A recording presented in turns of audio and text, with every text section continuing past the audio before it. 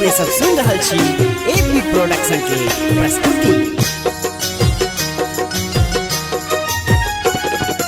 लक्ष्मी के होय छन पूजन माँ है, चलू करबन धियन माँ।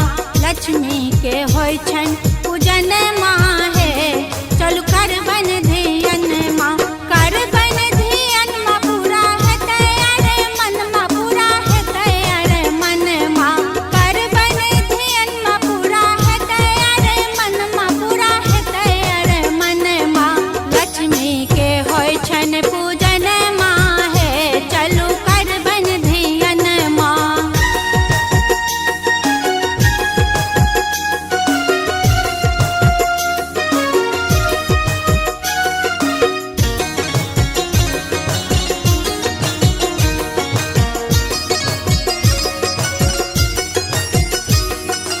भोरे भोरे उठ हम अंगना के निपलौं, ठाव अरिपन एही लेल हम देलौं।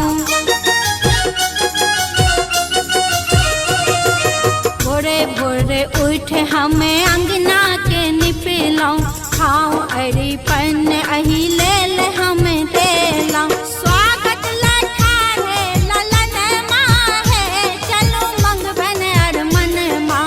स्वागत लठारे ललन माँ है, चलू मंगबन अरमन माँ। लक्ष्मी के होय छन पूजन माँ है, चलू करबन धियन माँ।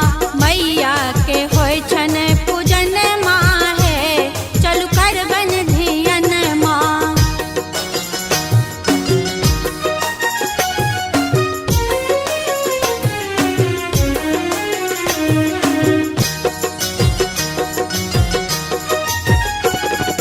लाले लाल चुनरी हमें मंगेलौं, अरहुल गुथ गुथ माला बनेलौं।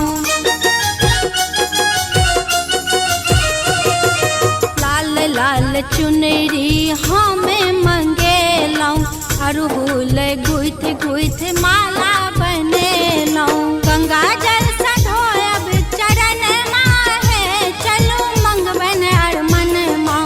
गंगा जल सधोयब चरण माँ है, चलू मंगबन अरमन माँ। लक्ष्मी के होय छन पूजन माँ है, चलू करबन धियन माँ। मैया के होय छन पूजन माँ है, चलू करबन धियन माँ।